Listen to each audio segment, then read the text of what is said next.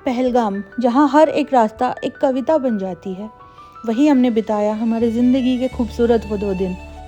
गुलमर्ग की खूबसूरत वादियों को अलविदा कहकर आज हम निकल पड़े हैं कश्मीर के एक और शहर पहलगाम की ओर। ये शहर भी जन्नत से कुछ कम नहीं है। कहते हैं कुछ सफ़र मंजिल तक पहुंचने के लिए नहीं होते हैं, बल्कि रास्तों को महसूस करने के लिए होते हैं।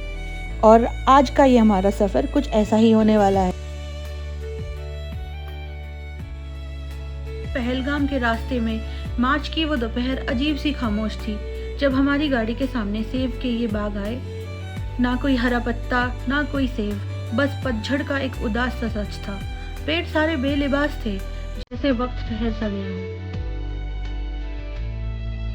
और इसी खामोशी के साथ पहाड़ों के बीच से गुजरती सड़कें और हमारे साथ साथ बहती हुई वो चंचल नदी। ऐसा लग रहा था जैसे पूरी कुदरत हमें अपने आगोश में लेकर आगे बढ़ रही है। और सफ़र अभी जारी था, पर हम लोग अब ठहर गए अपने कैमरा में इन हसीन पलों को कैद करने के लिए। अपने छोटे से फ़ोन पे इन खूबसूरत से पलों को कैद करने के बाद हम निकल पड़े ही थे, तभी हमें दिखाई दी अमरनाथ यात्रा का ये प्रारंभिक मार्ग। हर साल लाखों श्रद्धालु इसी धरती से अपनी आस्था की यात्रा शुरू करते हैं। और हम उम्मीद करते हैं कि जल्द हम भी आपसे अमरनाथ यात्रा के सफ़र शेयर करेंगे। और शाम होते होते आखिरकार हम पहुंच गए अपने होटल। पहली ही नज़र में होटल ने दिल जीत लिया। लकड़ी की खूबसूरत बनावट और सामने पहाड़ों का शानदार दृश्य। कमरे की खिड़की खोलते ही ऐसा महसूस हुआ जैसे पूरी वादी हमारे कमरे में उतर आई हो। थोड़ी देर आराम करने के बाद हम निकल पड़े होटल के पास बहती नदी की ओर। क्या नज़ारा था! बर्फ से पिघलता हुआ पानी, पत्थरों से टकराती हुई लहरें और नदी का वो मधुर संगीत। हम काफ़ी देर तक बस वहीं बैठे रहे। ना कोई जल्दी, ना कोई शोर, सिर्फ हम और कश्मीर की खामोशी। कदम जब उठे वापस लौटने को, तो राहों में एक मेला सा जुट गया। मासूम भेड़ों का वो झुंड मिला और बचपन का वो दौर जैसे मुड़ गया। उनके संग थोड़ा खेले, थोड़ा मुस्कुराए और फिर चलते चलते होटल को आ गए।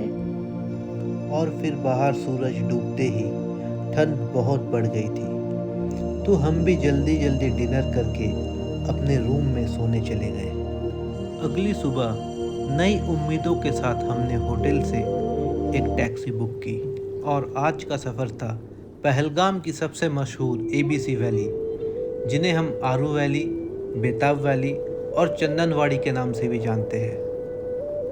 सबसे पहले हम पहुंचे चंदनवाड़ी।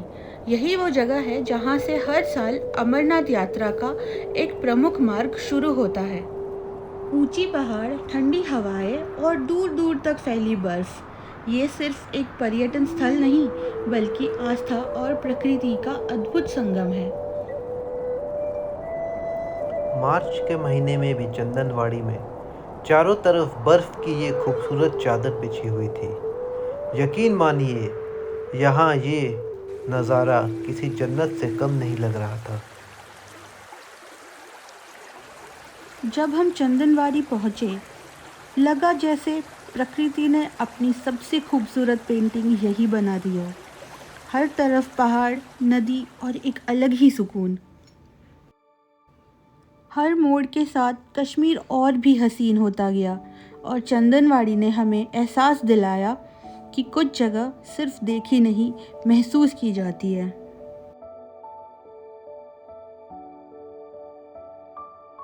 चंदनवाड़ी से निकलते ही हम बढ़ चले कश्मीर की सबसे खूबसूरत जगहों में से एक बेताब वैली की तरफ। इसे कभी हाजन वैली के नाम से भी जाना जाता था। फिर यहाँ बेताब फिल्म की मोहब्बत की कहानी लिखी गई और तब से इस वादी का नाम भी बेताब हो गया। और अब हम भी यहाँ पे अपनी मोहब्बत के कुछ खूबसूरत से पल छोड़कर और कुछ पल अपने कैमरे में बंद करके लेके जा रहे हैं। और यहाँ की सबसे खूबसूरत बात जानते हैं क्या है? यहाँ बिल्कुल भी शोर नहीं है, बस एक संगीत है। वो संगीत जो लीडर नदी के बहते पानी से पैदा होता है। वो संगीत जो देवदार के पत्तों से टकराकर गुजरती हवाओं में है। ऐसा लगता है मानो कुदरत ने यह कोना सिर्फ आपके सुकून के लिए तराशा हो। पूरा दिन इन वादियों में बिताने के बाद दिल तो यहीं रुक जाना चाहता था, लेकिन हर सफ़र की तरह इस सफ़र को भी आगे बढ़ाना था। शाम को हम पहलगाम से निकलकर श्रीनगर पहुंच गए। सुबह श्रीनगर से होटल चेकआउट किया और दिल में ढेर सारी यादें लेकर एयरपोर्ट की ओर निकल पड़े। लेकिन सफ़र अभी ख़त्म नहीं हुआ था। जैसे ही फ़्लाइट ने उड़ान भरी, खिड़की से बाहर बर्फ़ से ढके पहाड़ों का नज़ारा दिखाई दिया। ऐसा लगा था मानो पूरी वादी इन बादलों के ऊपर से कश्मीर और भी जादुई लग रहा था। कुछ नज़ारे कैमरे में कैद हो गए और कुछ हमेशा के लिए दिल में बस गए।